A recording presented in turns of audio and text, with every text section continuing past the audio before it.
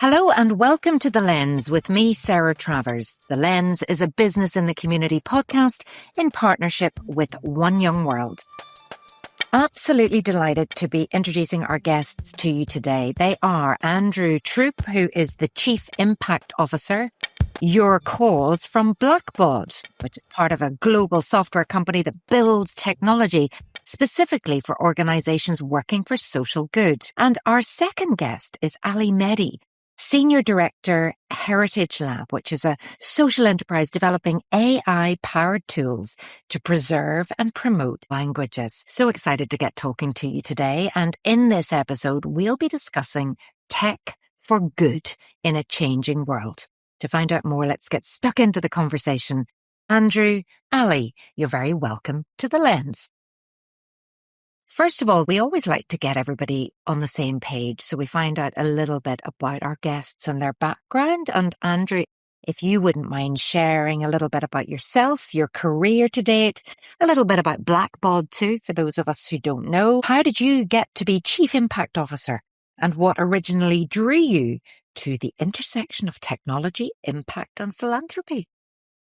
Well, thank you so much, Sarah, for having me today on The Lens. Blackbaud, for folks who don't know, is a global company, technology provider, really exclusively focused on the social impact space. I've been in the space for 19 years now, and I think like most folks who are in the corporate social impact or responsible business space, it is not a sort of straight line or journey, but like many, I had an interesting journey where I first got into the technology space and then started to really hear and explore this incredible place with Blackbaud, which was servicing this nonprofit and philanthropy sector. And I've been fortunate to have many roles from consulting to product all the way up to the Chief Impact Officer role today, which is where I really have the privilege and the honor of leading our CSR thought leadership efforts, some of our key partnerships in the space, and then most importantly, getting to do work with our CSR team as we run a robust set of employee volunteering, giving, and philanthropy programs for our global employees. You were brought up in New York, where you're joining us from today as well. I'm thinking of that little child in that classroom. What did you want to be way back then? That's actually a really great question. My desire and my passion when I was young, and it actually continues on straight through adulthood, was actually all music. So my background was music. In fact, I did my degrees in music as well. And I still actually actively perform with a professional choir in New York City, providing classical music, both pieces that you know, great masterworks, as well as contemporary commissions that we commission as well. So I still keep that arts and culture background as not just a rich part of my background, but a rich part of my ongoing experience that continues to feed this work as well from a different perspective.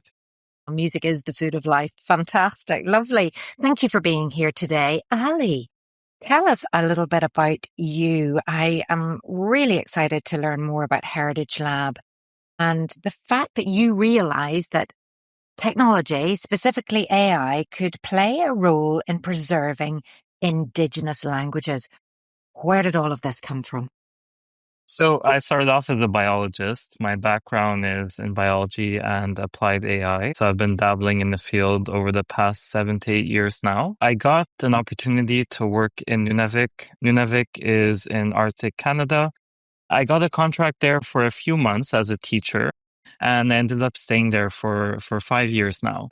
Around a year ago was around the time when Google Translate and Microsoft Translate were coming out in the communities as tools that were translating and saving Indigenous languages. However, those tools were not built with communities, nor with community members, nor with their consultations. At the time, I had started building an Inuktitut translator with community members that I know, and we quickly realized that in 2 to 3 months, we were able to build an Inuktitut translator that beat Google and Microsoft at their accuracy metrics because we were building it with the community, not from Silicon Valley. We realized that we had a big momentum around that. We started digitalizing a lot of the local archives.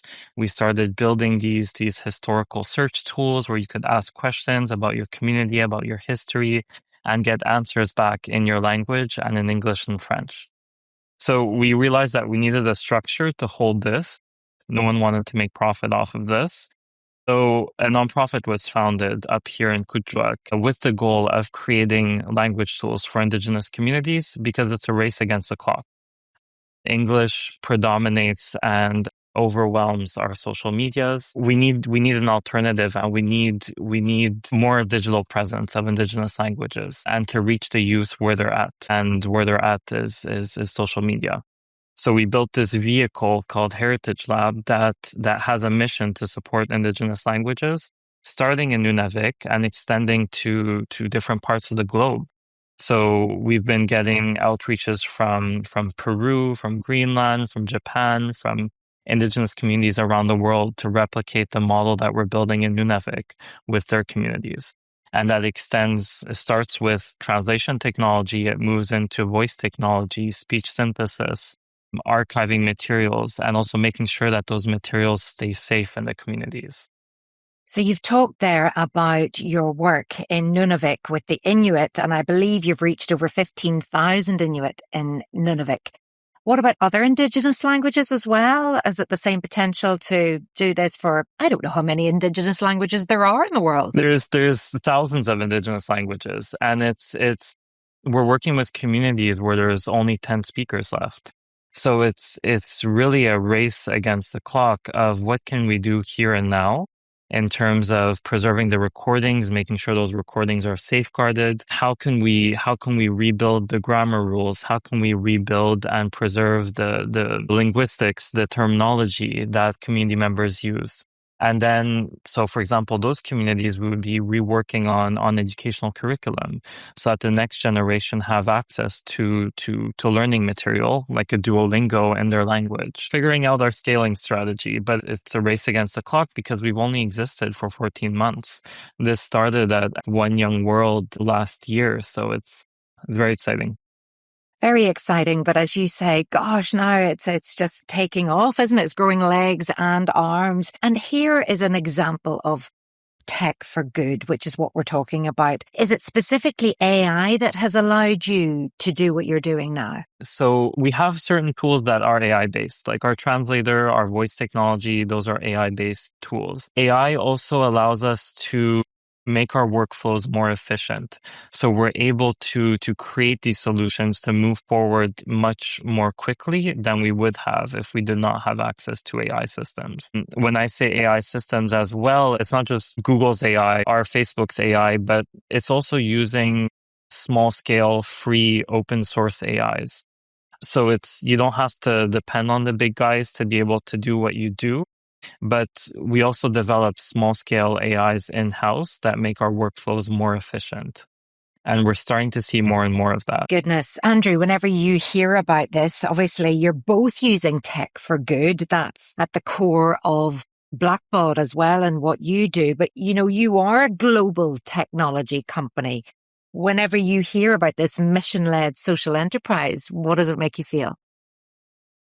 For us, we feel passionate about this idea, to your point of tech for good, not just being technology that's out there and used by organizations, nonprofits, funders, others that are doing good, but having purpose-built and purpose-driven solutions, ones that actually really help organizations understand what is the activity that they're working on, and ultimately, how does that lead to a certain set of outcomes and longer-term impact?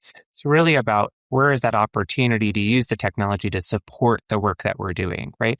So for example, if I'm working on a CSR or a corporate social impact team, where is the technology doing a couple things? Where is it reducing the burden that I have from an administrative perspective? The reality is I might be in a large company, right? Some of these companies around the globe have tens of thousands, hundreds of thousands of employees.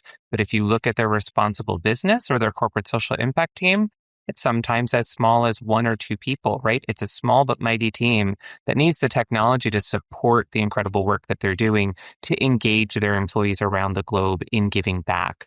And then from an employee perspective, right, you want that technology to reduce and remove any of that friction that's preventing them from getting out into doing good. So where is it providing both a reduction of any barriers and providing ideally a platform or a way to support what we consider to be inclusive engagement, right? So for us, I think it's really, when I think about tech for good, like I said, it's about that purpose-driven technology, that it's really designed in a way with trust, with inclusion, with accountability all at the core, and to really support that mission work.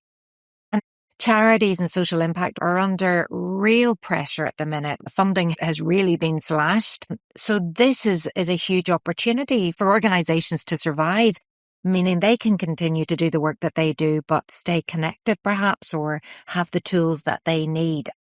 That's absolutely correct. Technology provides this opportunity to really support that, right? And as technology continues to evolve, as I know we're talking about today, and where we see the emergence of things like artificial intelligence really coming into many of the different tools, there is an opportunity to really amplify that work. And like I said, provide a bit more capacity for these very strained organizations. And we have a little bit of fear about, what is the technology doing? Are we accounting for things like bias and transparency and data integrity? And we need to be thinking about, how do we balance any type of artificial intelligence with human intelligence? It's all about our human-centered strategies being amplified by the tools, not replaced by the tools. And so to me, it's about thinking about, where can the tools provide that opportunity to amplify our work, support us through the work that we're doing as we're looking to drive more impact. Ali, if I could bring you in as well, whenever you're talking about the Indigenous languages of often marginalized communities, what does AI look like then in your world, particularly around that access, cultural representation? You know, do people feel included, heard, listened to? Surprisingly, it was very, very, very well received. Huge glaring issue in the community right now is we're currently undergoing a tuberculosis outbreak in the community. So we have doctors that come up to Nunavik that don't speak Inuktitut, that predominantly speak French. Most Inuit here speak English as a second language after Inuktitut.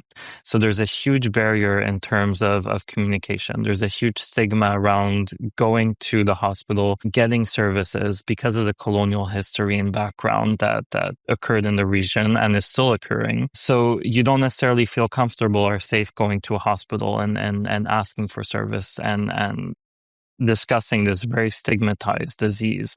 A big application that we're working on is being able to communicate in Inuktitut and have that translated as a live service into English and French for a doctor, but also being able as a doctor to communicate information about a disease in Inuktitut. So you're able to speak in English or French, and it will be able to communicate those symptoms and those explanations of those diseases in Inuktitut. But on the flip side, it's also opening the ability to have access to these opportunities. So as an Inuk, I can use this type of tool to get training material in my language, which doesn't exist. Most of the training material here is in French as part of the French healthcare system. So you would be able to receive training in your language and upskill yourself to be able to occupy those positions that are mostly positions that are taken by people from the South.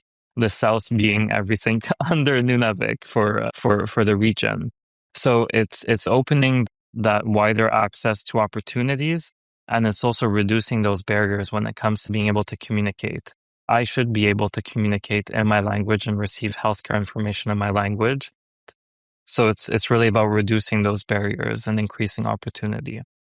So well articulated, and a powerful real world example of where we're seeing AI being used for good. Andrew, can you share some examples within your own organization or elsewhere where we can really understand the impact and the difference that it can make? Absolutely. I'll share two quick examples. One that we feel passionate about is we have built AI into our tools for corporate social responsibility professionals. So into their data platform, where not only today are they looking at the data across their philanthropic programs, their employee volunteering, their giving, their grant making, but they now have an AI embedded tool that is there looking just securely at their data. So it's looking at their philanthropic data. It's secure and is built in a way where our team took the time to really make sure that we built a generative AI tool that was trained specifically on philanthropy and understanding the space, was trained on decades of nonprofit and corporate and foundation funder data that we have to really provide that small but mighty CSR team with really a tool to be able to look at all of their data and have the AI tool raise up for them key insights, things that we might miss. Because oftentimes in the past, what we would be doing is looking for data, right? We would run a report and say, I'm looking for this specific thing that I think is there. And what AI does is it changes the game. It gives us an opportunity to raise up things that we might not realize are there in our data, trends that we might not initially be seeing. Are we suddenly, for example, in our global workforce, seeing an increase in volunteering engagement in one particular region? Are we starting to see what might be the behaviors that's driving that increase? And is that something that we can then in turn replicate? So having a tool like this that can really raise up some of those trends, some of those insights that I might not see on my own is critically important. We've seen incredible results for some of our nonprofit customers. We're using some of these tools to change some of their online donation forms, some of their communication and language has dramatically increased some of the actual fundraising goals they've been actually able to achieve and succeed, which is incredible. That's exactly what we want to see.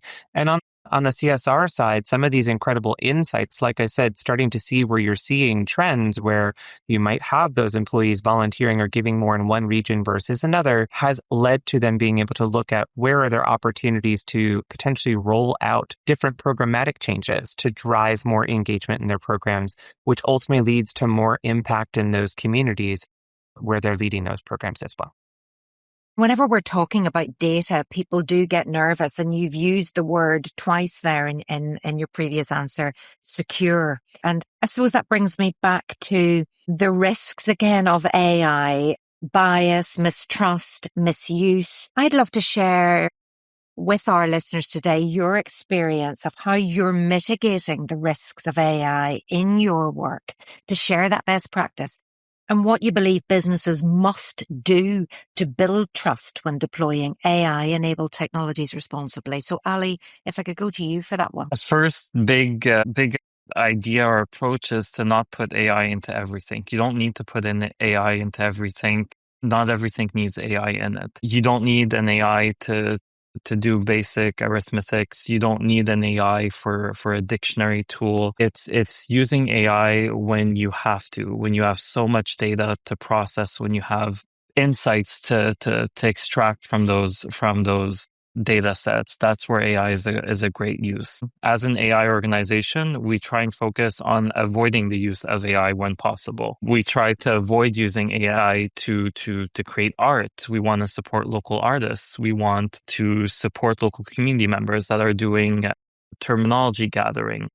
We want to avoid the use of AI when possible and only use it when absolutely necessary. And when we do use it and when we do have access to these data sets, we want to make sure that those data sets and that data is safe. It's precious, it's valuable, and everyone wants to have access to it because these are physical archives, these are physical materials that have not been shared yet. Some of the big players that want access to that data are big tech, and we've received many requests from big tech to have access to the types of data set that we work with, because once you have access to those data sets, you're able to target and market to Indigenous communities. So it's being able to, as we do this massive undertaking, this work of archiving, of data collection, we have to safeguard that information. And that goes into the work of data sovereignty that we've been looking over and into over the past 12 months. We had to develop many policies over how we safeguard data. So making sure that you have full sovereign control over your data, over the solutions, over what you're building has been huge for us. So no signs of Heritage Lab being acquired by a big tech company anytime soon by the sounds of that answer. Let's go to you there, Andrew. Just listening to that, very clear-cut policies of what we don't do and what we're going to make sure that we continue to do. What about Blackbaud? I mean, the good news is I couldn't agree more. I mean, I think it really starts with governance at the core, right? And understanding what are you using AI for and what are you not using AI for? And I think it's so critically important to take that time to really understand internally who is that cross-functional team that's coming together to help you make those decisions, to help you work through the governance, the guidelines that you're putting in place. You know, for us at Blackbaud, it's all part of our larger intelligence for good strategy, where we really have a strong cross-functional team led by our chief data officer and many others who were thinking through exactly that. Where does AI show up in our work? Where does it show up in our products? Like some of the examples I gave, where it's showing up to amplify that work in a very secure way, where again, it's looking specifically just at that customer's data and providing them their insights. Where are we using AI internally as well? We are on a mission right now as we look to become really the world's largest AI-focused company for social good. And so in turn, all of our internal employees, myself included, are provided with a whole host of resources to really deepen our knowledge and understanding of AI, explore different AI tools, and start to understand where should we be using AI and where should we not be using AI. And so that's an exciting component. And then I'll also share, we look at it externally from a sector perspective as well. So one of the things we've been most excited to do is launch a brand new AI coalition for social good with several partner organizations, both experts in the AI space, as well as experts in the nonprofit and the corporate social impact space, who have all come together as a coalition to say, what can we do to actually support social impact practitioners on this journey? And so we're in the process right now of working to launch this year our first ever free course for all social impact professionals, nonprofit and funders alike, to really strengthen their understanding of AI and AI tools and how it relates very specifically to all of our work in the social impact space. That's really impressive. And that sharing freely is what we love to hear about on this podcast. And of course, the lens centers on responsible business, which at Business in the Community, we frame around people, planet and place. Both of you have absolutely demonstrated that you've got people, planet and place at your core. But I wonder what you're most proud of in terms of the 3 Ps, Andrew. Well, that's a good question. I mean, we feel passionate about all of it, but I will say, as I've sort of alluded to in some of my answers, if I think about people and planet and place, or if I think about ESG, environment and social and governance, we really live in the S. We live in the social. It's all about the people for us. It's all about the human-centered strategies of our customers and the work they're doing, the impact they're having on people in their communities, the incredible power of people. You know, as the examples I've given, when we look at companies, it's the power of employees, individuals who can get out there and help contribute to community impact. So all of that to us is really important. And it's also the people themselves, the leaders that are doing this work. It's one of the reasons I feel very passionate about a brand new video podcast that we launched, What Fuels You, because to me, it's all about finding about the people behind the work. And that's an opportunity where we sit down in conversation with social impact leaders to dig into exactly that. What fuels people personally and professionally to keep doing this work? Because to be honest, sometimes the work is difficult. Sometimes it's challenging. And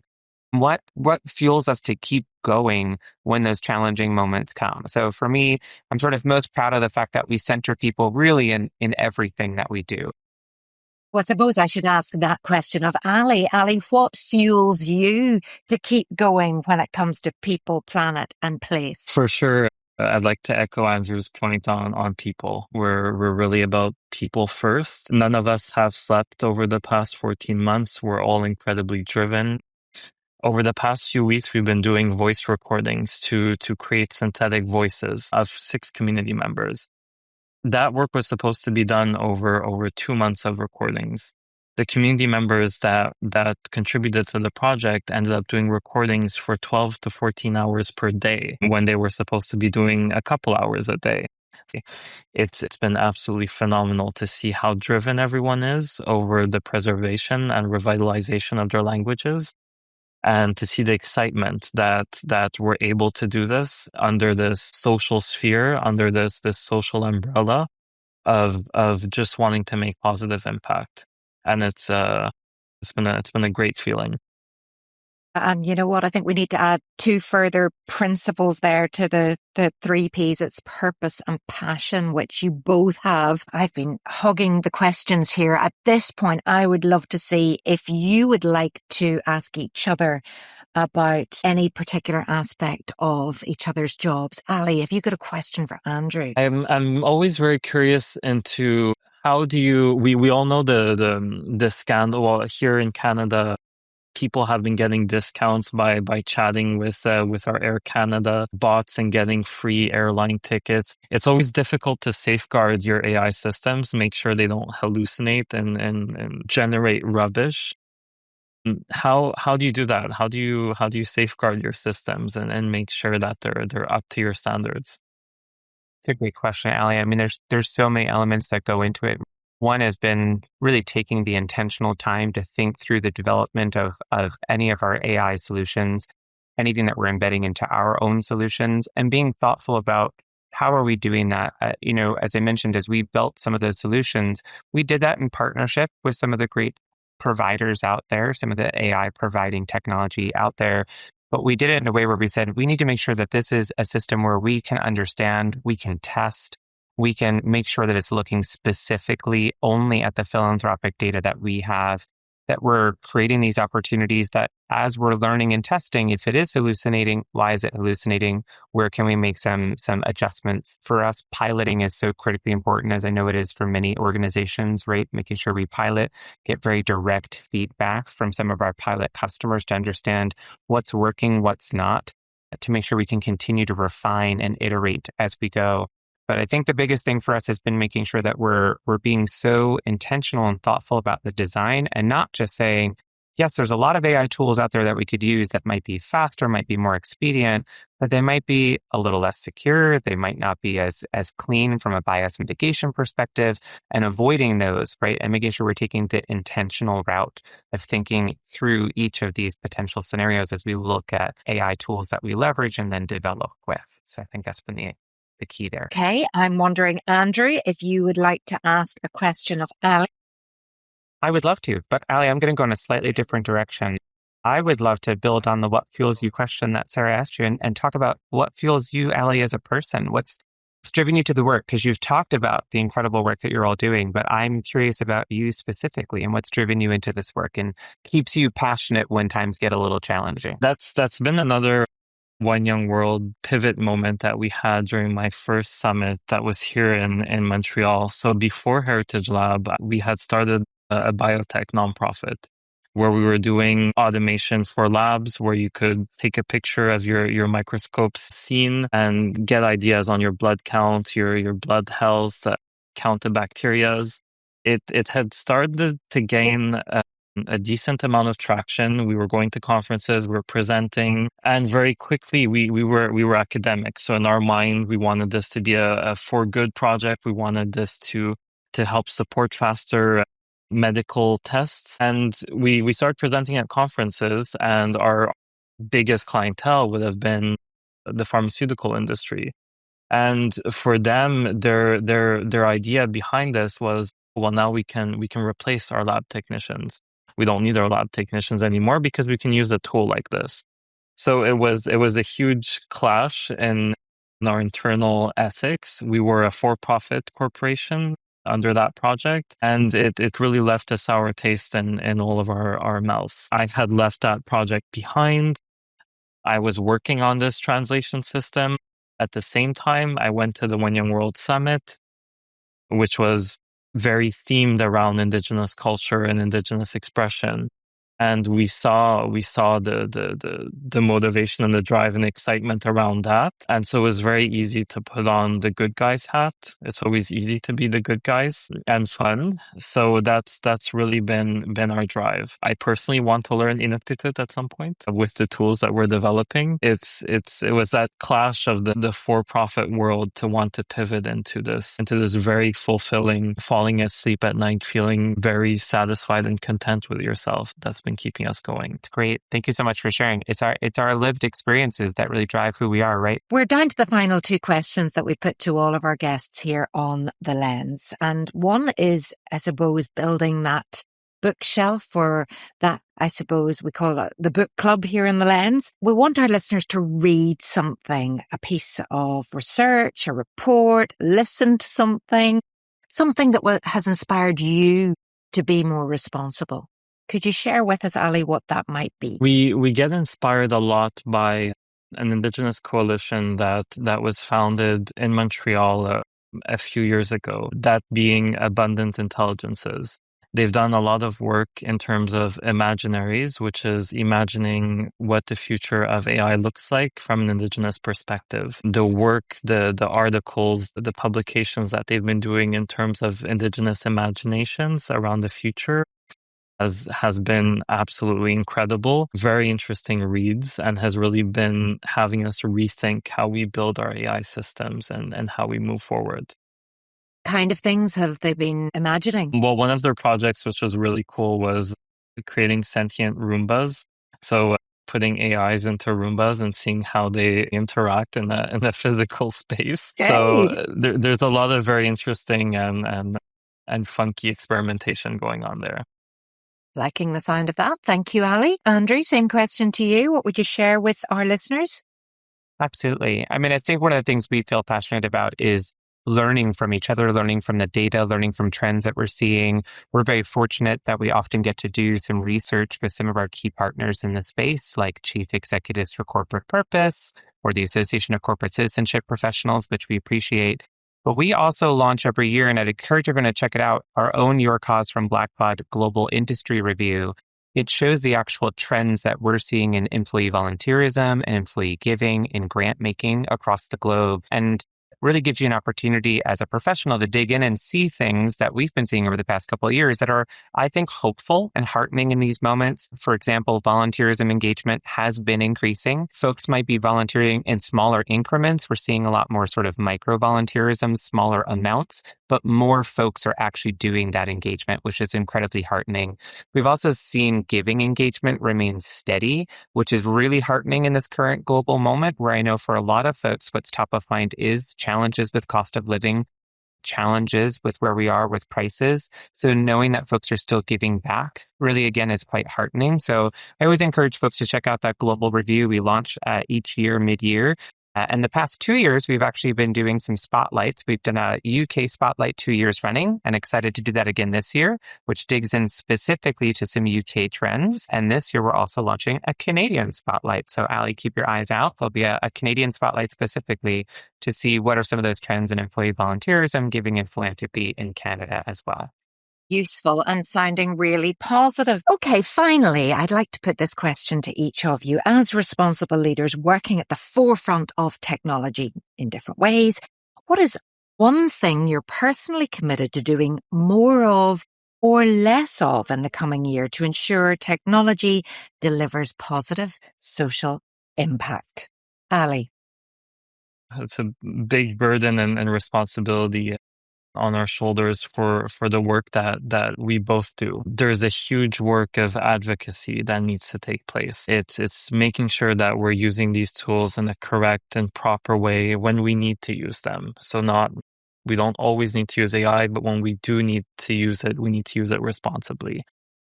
With our experiences and our know-how and everything we've lived through, we also have a responsibility to be global advocates for the work that we do, sharing our experiences, but also advocating for the people we serve and support.